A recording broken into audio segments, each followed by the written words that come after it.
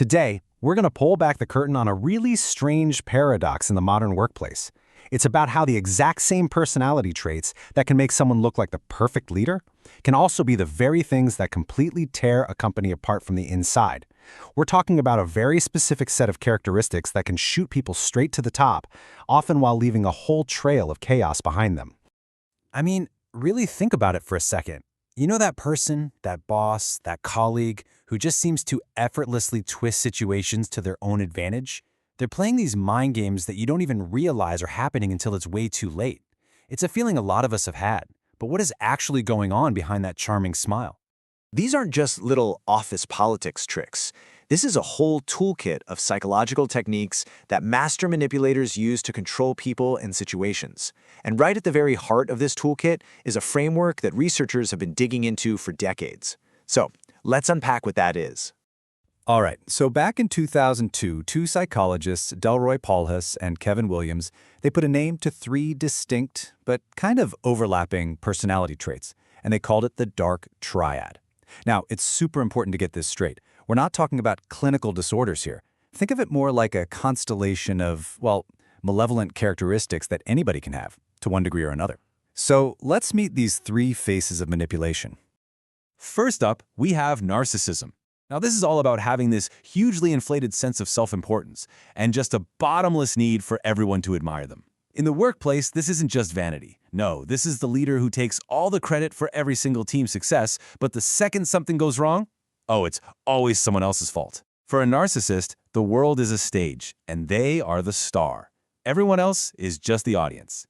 Next up, Machiavellianism. And yep, it's named after that famous political philosopher. This trait is all about cold, calculated strategy. A leader who's high in this trait, they see people as pawns on a chessboard, plain and simple. They'll make alliances, break them, hide information, play colleagues against each other, all with this laser focus on what's going to get them ahead. Morality, it's just not even in their vocabulary. And finally, we have psychopathy. This one's often seen as the most malevolent of the three. It's marked by being super impulsive and having a complete and total lack of guilt. In an office setting, this can look like a leader who makes incredibly reckless decisions just for the thrill of it, lies without even blinking, and feels absolutely no remorse when their actions hurt other people or the company. It's just a deep, profound emotional coldness. Now, when you lay them all out side by side, this is where it gets really fascinating. You can see the different why behind their behaviors. The narcissist is all about their ego. They need you to admire them. The Machiavellian, they're driven by strategy. They just want to win the game. And the psychopath, their motivation is often just impulsive stimulation. They might just be bored. And yet, they all share what researchers call a callous manipulative style. Their internal wiring is totally different, but the damage they leave behind can look almost identical. So, that's all the theory. But what does this actually look like inside a company? How do these leaders actually operate day to day? Well, their playbook is often shockingly consistent and deeply, deeply destructive. These tactics are just insidious. They're designed to keep everyone off balance. You've got gaslighting, that's where a leader will flat out deny something they said or did, and they'll do it so convincingly you start questioning your own sanity. Then there's knowledge sabotage, like intentionally hiding critical information so a colleague is guaranteed to fail. Of course, you have good old-fashioned bullying and intimidation to create a culture of fear. A narcissist might use their over-the-top charm as a weapon, while someone with psychopathic traits might go straight to threats.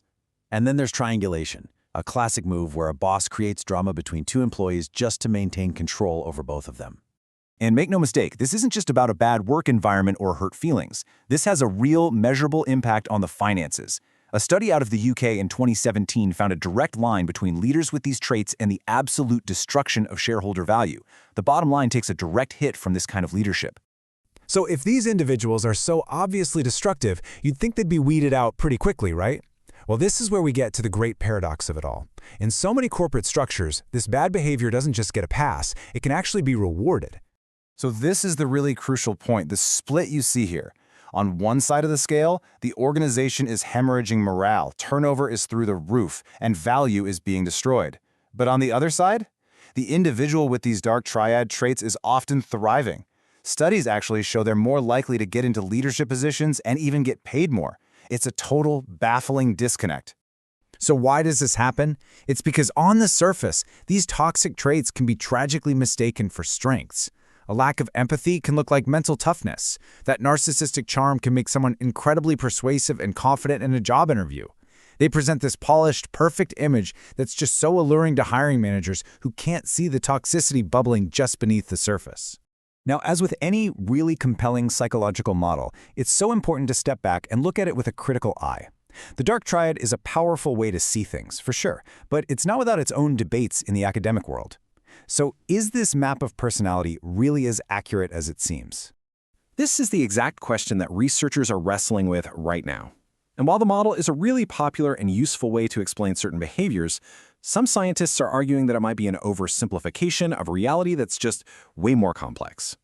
So here are some of the key issues. First, researchers point out that there is a massive overlap between these traits, especially Machiavellianism and psychopathy.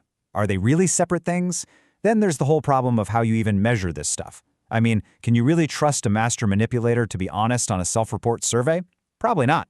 These issues have led some scientists to propose a totally different idea, that instead of a triad, we should really be thinking about a single, unified dark core of personality that all these traits just branch off from. And this brings us to what's probably the most practical takeaway for any leader out there.